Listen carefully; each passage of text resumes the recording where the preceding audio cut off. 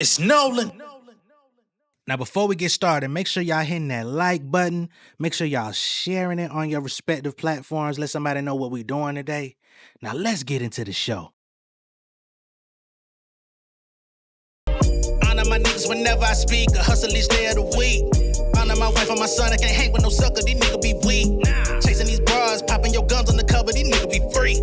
Talking that shit, but ain't crossing the street of my city. We said you sweet.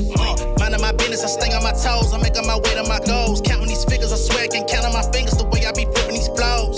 Southside nigga with a bankroll. Popped off in the game like Waco. Be the ruler, I'm feeling like Draco. Shit, I might be the iller from Clayco. Straight up inside the Riverdale Raider. Would I be pulling them capers, pulling your car, pull up in front of your yard if ever you show on my paper. Let it be known I'm a real one. Like a Lee, I'm one in a million. I can't listen to rap, I don't feel them. Got me switching them colors, chameleon. Cash on the table, spinning fast like a dreidel. Popping tags with no labels, I can't play about my payroll. Hungry than the motherfucker, still ain't even full yet. Grinding on these bitches, clocking riches, straight up out the jets. Family, over fame, get the money, that's why we came. But the world, these niggas lame. Straight out the trenches, never change. You can't ride up in my life. What's going on, beautiful people? It's the kid J Nolan here. Welcome back to another episode of Inside the Industry, your number one source for music, entertainment, commentary, and breakdowns. If you enjoyed that intro, that song is called Family Over Fame Intro. That is the intro from the Family Over Fame album. Be sure to check the link in the description. Go to the Tune Goody link if you would like to get your copy of the album. This is direct to consumer only at this current point, so you can get it digital, CD, cassette, or vinyl. If you want the vinyl, hit the 2 LP option. You're going to get a 12-inch and a 7-inch sent to you. Okay? Now, let's get to Megan Thee Stallion, all right? So we've been covering this whole Megan Thee Stallion, Milagro Gramz situation for about 2 years now. Shit is really, it's a fucking dead horse. And no pun intended, but we're beating the dead horse with this thing. Unfortunately, Megan has to go through proper protocol because she's trying to get her fucking bread, right? Like, Milagro owes her $75,000. It was determined in a court of law that Milagro was guilty for defamation, or held liable, as they say in civil court. She was held liable for defamation. She had, at the time, the jury who said that they saw her as a media defendant, which unfortunately for a period of time actually deduced the implications of the defamation to where she wouldn't have to pay for it, right? So then it was taken down to $57,000. Milagro has since appealed the judgment in full. She doesn't want to pay. She doesn't feel like she received a fair shot in the courtroom. I think she received a more than fair shot in the courtroom. The fact that the judge was even allowing her to answer some of the questions that they did.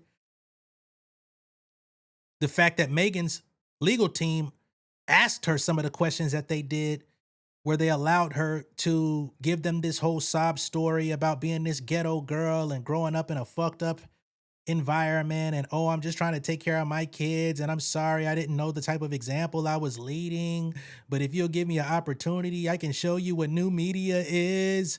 We can make new outlines for what new media is supposed to be and how we're supposed to conduct ourselves. All that bullshit, right? This is what happened in the courtroom. There was a bunch of people that were there in the flesh who reported this. I wasn't able to be there. So she feels like there were some things that were overlooked in the court. I think as any judge actually revisits this case, it's only going to get worse for Milagro because they're going to see the procedural details that she shouldn't have had a shot in the first fucking place, right? Even with the current judge overseeing this case, she reinstated defamation as she took a second look after Megan and her team presented. So that just goes to show you how much of a horseshit job was done at the trial. That being stated, the last time we actually talked about this case, Milagro had put a motion in filing to the judge to get her judgment stayed. She wanted to put a hold on having to pay Megan Thee Stallion, right? And she had some bullshit ass paperwork that she submitted that looked AI generated. She's representing herself pro se.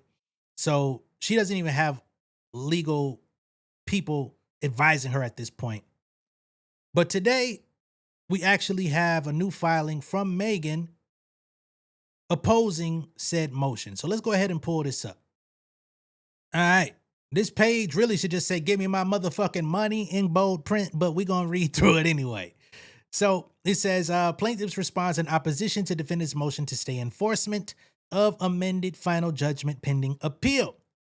Plaintiff Megan Pete, by and through her undersigned counsel, hereby submits this response in opposition to the motion to stay enforcement of amended final judgment pending appeal filed by defendant Milagro Elizabeth Cooper, and in support states as follows.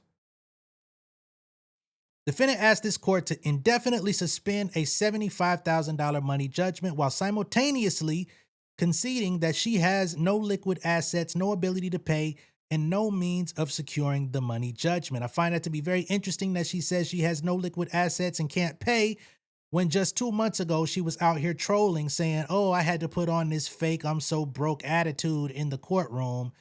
Do it really look like I'm broke like that? Huh? The admission is not a basis for relief.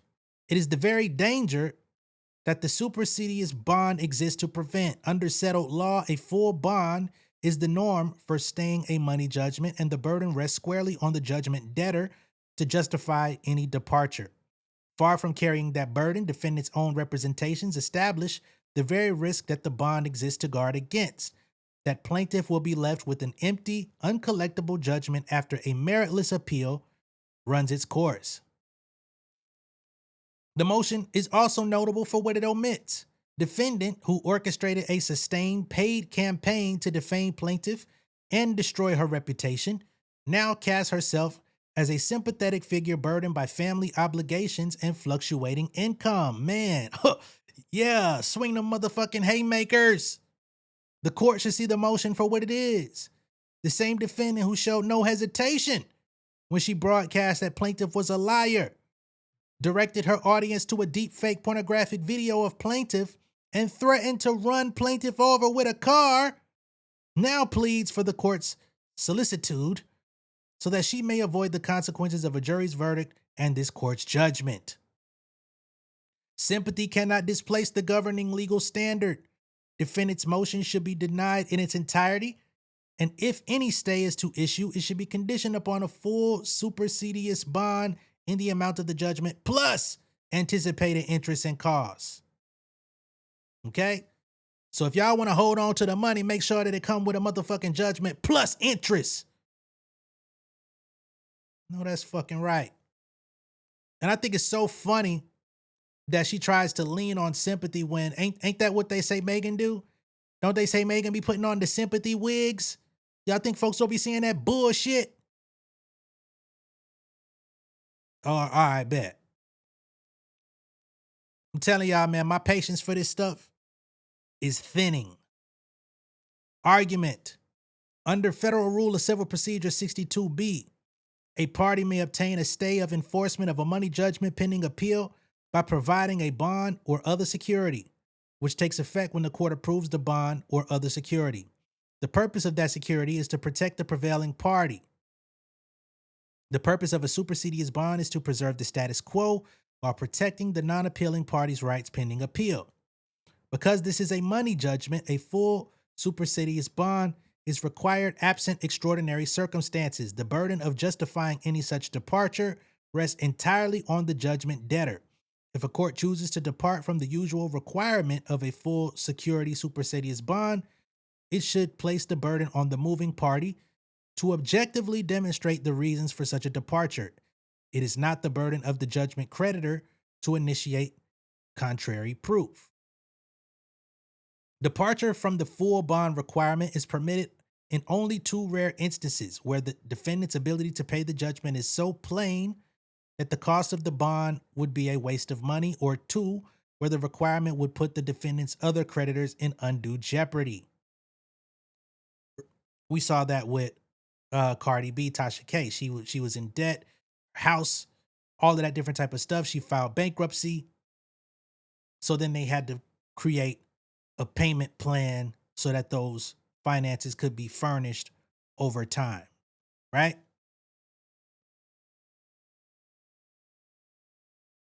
Even then, the court can only depart from the bond requirement if other actions can be taken that would furnish equal protection to the judgment creditor. Moreover, waiver is available only after the judgment debtor has objectively demonstrated her ability to satisfy the judgment and maintain the same degree of solvency through the appellate process.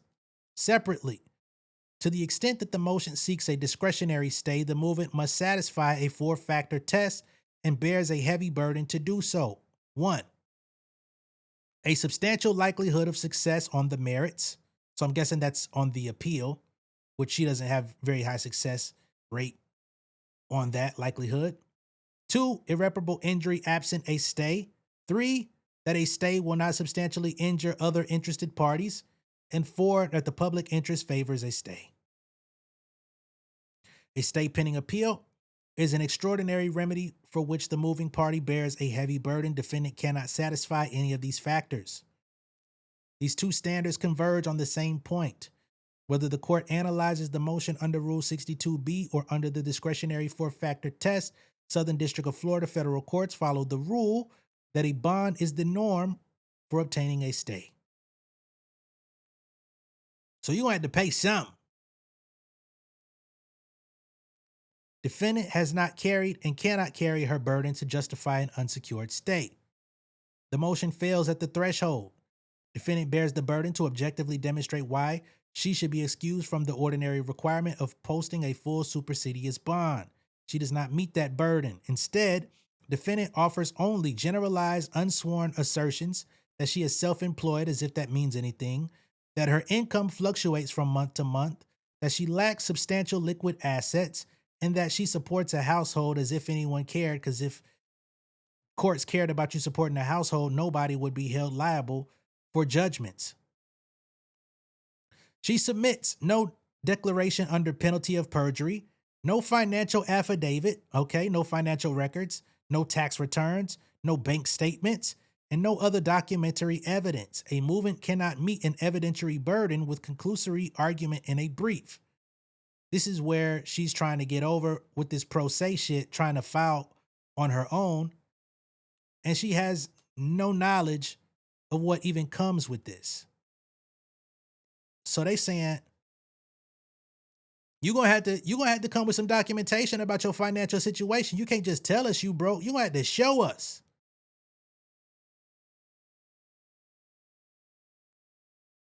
Okay. Courts in this district routinely deny stays on this type of record. Denying a stay where the judgment debtor set forth no objective facts that would permit the court to depart from the bond requirement of Rule 62 and offer no assurances or procedure by which the creditor's rights as a judgment creditor would be protected. Defendant's motion is no different. Her failure of proof is dispositive, and even if the court credited her unsupported assertions, they would defeat her request rather than support it, as explained below. Defendant's asserted inability to pay weighs heavily against the stay. The centerpiece of the motion is defendant's claim that she lacks the financial ability to obtain a full supersedeas bond and does not own substantial assets that could be liquidated to satisfy the judgment. She doesn't have anything that she could sell. But this argument cuts the wrong way. The bond exists precisely to protect the judgment creditor against the risk that a debtor will be unable to pay if the judgment is affirmed. A debtor's plea of poverty confirms the need for security. It does not excuse it. Hell, where's Cash App Star? Ooh, good job, Millie. Here's $500. Ooh, good job, Millie. Send those papers over. Send that document over. $200. It was pass and go all that time. Where he at now? He ain't got 5 on it. He don't want to pay the 5 for you. Aw. Courts confronting the very argument that the defendant advances have rejected it. In Fitzgerald, the defendant, like defendant here, proceeding pro se, argued that her dire finances justified a stay without bond, stating that she was unemployed, representing herself, and currently received food assistance and simply did not have the resources to pay. Excuse me, ma'am? Oh, that was in Fitzgerald. I was about to say, hold on. I know you ain't out here popping it and then writing it, but this is in another case. Okay? So this was somebody who was in a rough situation. They were impoverished. They was getting food stamps. They needed financial assistance they damn self. And they still got denied. The court held that this admission defeats her contention that this case is a rare instance where a bond is unnecessary because her financial condition revealed that she will have difficulty maintaining solvency throughout the appellate process, and a prospective inability to pay a judgment must defeat the request for a stay without a bond. The court required a bond and denied the stay. The same result follows here with even greater force. Defendant's own description of her finances makes the point starkly. She represents that her income derives from audience support, subscriptions, platform monetization, and other revenue sources that naturally fluctuate from month to month, that she holds no substantial liquid assets, and that she cannot secure the judgment at all. A judgment creditor facing a debtor with volatile, monetizable, and easily diverted income streams and no fixed assets confronts the maximum risk of non-collection. Defendant asserts the opposite of the ease that waiver requires. That places her squarely in the camp of debtors to whom courts deny unsecured stays, not the rare camp to whom they are granted. The bond is not a waste of money here. It is the only thing standing between plaintiff's judgment and defendant's self-described insolvency. Defendant cannot demonstrate a likelihood of success on appeal. To the extent that the motion seeks a discretionary stay, defendant must show a strong likelihood of success in the merits, which is among the most critical factors. The motion does not even attempt to do so. Instead, it offers only the vague assertion that significant issues remain regarding post-trial rulings, the reinstatement of the defamation verdict, and other issues preserved for appellate review. This district recently rejected materially identical briefing in Fitzgerald.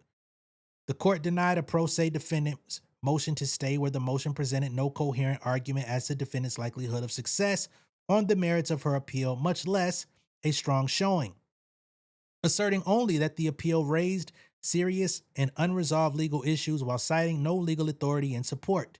Defendant's motion is no different. Indeed, its reference to unspecified significant issues is the same empty formulation that the Fitzgerald court found insufficient. More fundamentally, the motion mistakes the scope of what is on appeal. The judgment does not rest on a single contestable post-trial ruling. It rests on a jury verdict for plaintiff on all three of her claims. Counts 2 and 3 have been reduced to judgment on that verdict since December 2025, and defendant has been free to challenge them on appeal since she filed her notice of appeal on January 2nd, 2026. Yet her motion identifies no error in the verdict. The silence is fatal to her showing because a jury verdict is reviewed deferentially and will stand if supported by substantial evidence.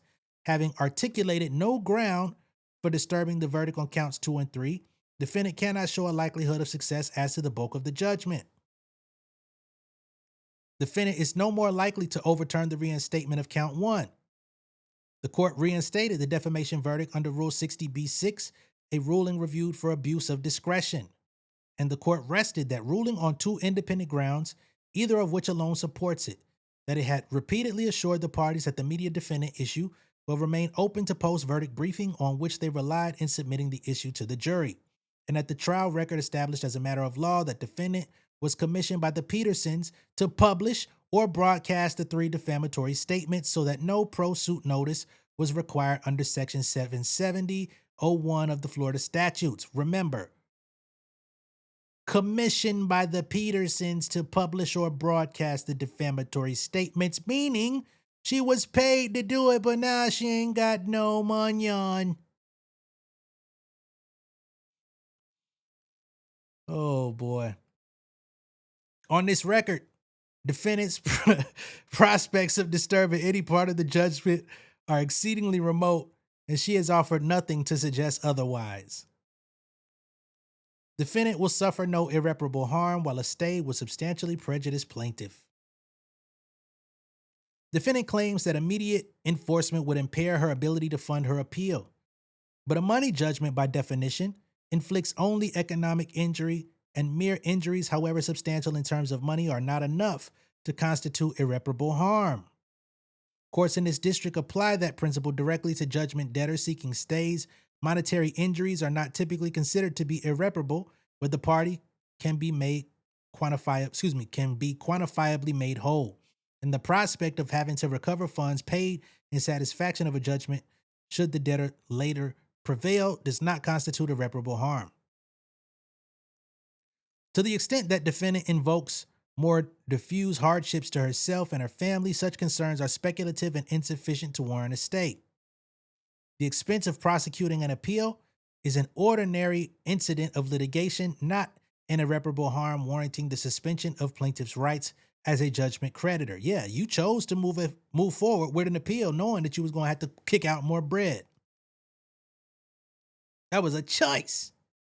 The balance of harms tilts entirely in plaintiff's favor. Plaintiff is the prevailing party after a hard-fought trial, and she is entitled to the fruits of her judgment. The harm to a judgment creditor from an unsecured stay, further delay in enforcing the judgment at the creditor's expense, is precisely the harm that courts in this district weigh against the movement. By defendant's own account, every month that enforcement is stayed is a month in which fluctuating monetizable income may be earned, spent, or dissipated beyond plaintiff's reach. Damn! With no asset base left to satisfy the judgment if it is affirmed. So every month that y'all delay this shit, this motherfucker over here making money, spending money, when you could be paying me. Yeah, that's what I'm talking about. Be firm with this shit. Y'all should have been this firm in court. An unsecured open-ended stay would force plaintiff to bear the entire risk of defendant's insolvency. Exactly the burden that Rule 62B and the supersedious bond requirement are designed to place on the appellant, not the appellee. Nor does the public interest aid defendant. This is a private dispute, and the public interest factor is therefore neutral.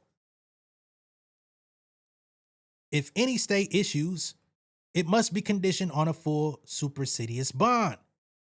Should the court be inclined to enter a stay, it should condition that stay on defendant's posting of a full supersedious bond. The court will stay post-judgment discovery if and when the supersedious bond is posted. Requiring a supersedious bond of 110% of the judgment absent a contrary direction from the court. A court may depart from the bond requirement only if other actions can be taken that would furnish equal protection to the judgment creditor. Defendant's request that the court waive, reduce, or otherwise modify the bond requirement should be rejected for the reasons stated above. She has neither demonstrated that the judgment is plainly secure, nor proposed any reliable alternative security to protect plaintiff.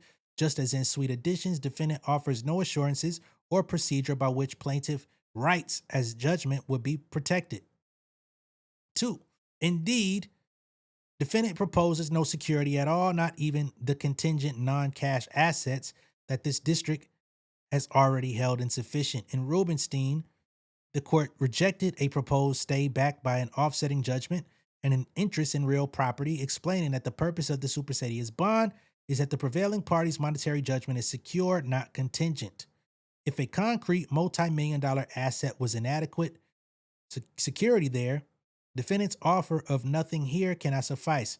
A waiver on this record would convert the bond requirement into a nullity and reward the very impecuniousness that counsels against an unsecured stay. Conclusion. For the foregoing reasons, plaintiff respectfully requests that the court deny defendant's motion to stay enforcement of amended final judgment pending appeal in its entirety. In the alternative, should the court grant any stay, plaintiff requests that the court condition the stay on defendant's posting of a full supersedious bond in the amount of the judgment plus anticipated interest and costs, and grant such further relief as the court deems just and proper. Now, there's a lot of reference to the supersedious bond. I just need to look that up to get understanding on what that is conveying. You know, I need a little bit of context here. I ain't no legal professional. I don't purport myself to be. So let's get a little legal clarity. Okay? So what is a supersedious bond and how does it work? It lets you delay collection of a court judgment while you appeal, covering the amount owed plus interest until the case is decided. A supersedious bond is a type of surety bond that temporarily blocks a winning party from collecting on a court judgment while the losing party appeals. In federal court, enforcement of a judgment is automatically paused for 30 days after entry, but beyond that window, the appellant needs a supersedeas bond or the judgment creditor can start collecting immediately.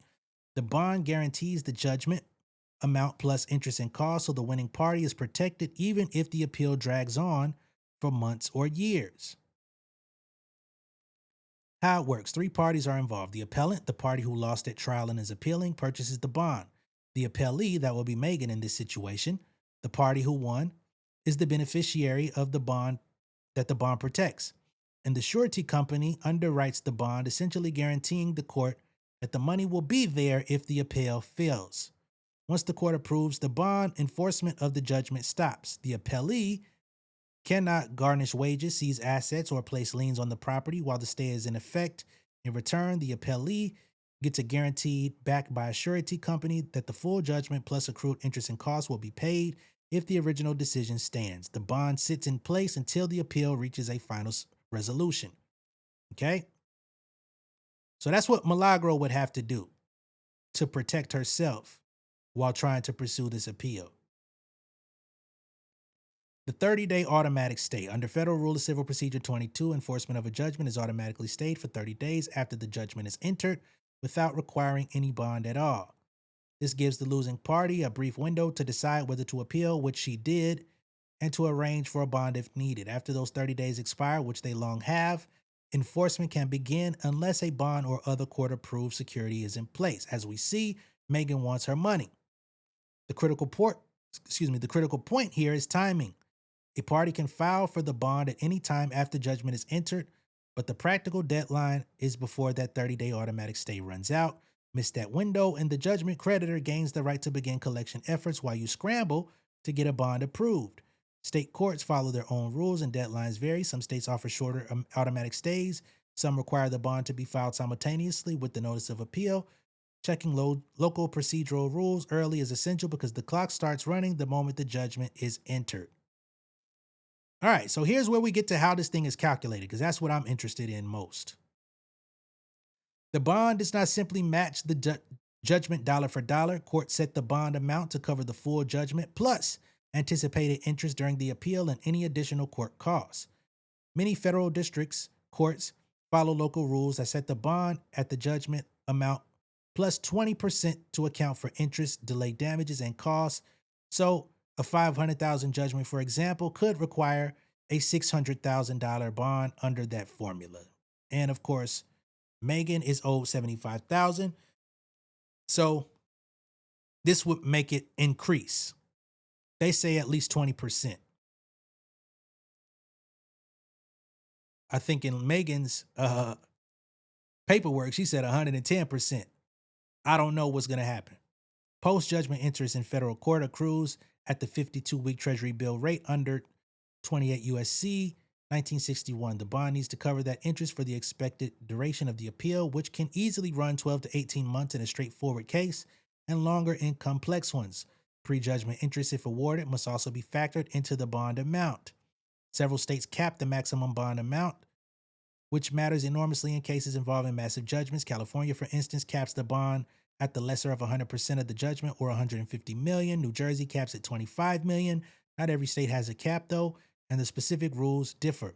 In federal court, there is no statutory cap on the bond amount, and the standard expectation is that the bond cover the entire judgment plus interest. Okay? Now, we just read through Megan's filing, which kind of outlines some of this stuff, so we don't got to go through the whole thing. I just wanted to get a little bit more understanding. So they say the appellant pays an annual premium to the surety company, calculated as a percentage of the total bond amount. Rates generally range from about 0.30 to 0.4% per year, depending on the appellant's financial strength, the type of collateral offered, and the size of the bond. Okay? For financially strong appellants who can post a bond without collateral, premiums tend to fall in the 0.30 to 2% range. Larger bonds often command lower rates as a percentage. Collateral-backed bonds using cash or letters of credit also fall in that range. though the bank issuing a letter of credit will charge its own separate fee. Bonds secured by marketable securities run from about 0.75% to 4% depending on the risk profile of the portfolio, with government bonds pulling lower rates than individual stocks. Premiums are charged annually, and the first year's premium is fully earned upon issuance, meaning it is not refundable even if the appeal resolves quickly. Renewal premiums are collected on each anniversary date for as long as the bond remains active on $1 million bond at a 1.5% rate. The appellant pays $15,000 per year for the duration of the appeal. That cost is on top of the collateral requirement, which often equals the full bond amount. So we don't know what that rate will end up being. We do know that Milagro owes Megan $75,000, so it's not going to be to that same degree, but it could be, $1,000 a year up until this thing is, who knows? She's going to have to pay something, where Milagro is trying to not pay anything. That's basically what we're dealing with here. Might want to call Station Head, see if they got a bag for you. They did before. Might want to call Cash App Star, see if they got a bag, see if they got 500, see if they got a thou wow for you. Good job, Millie. Ain't that what he said? Check in with your people. Let me know what y'all think of all this down below in the comments. Be sure to like and share this video. If this is your first time seeing me on YouTube, go ahead and subscribe to the channel. Become an insider. I will see y'all on the next one, man. The stupid games are winning the utmost of stupid prizes in the year of 2026. See y'all in a minute. Peace.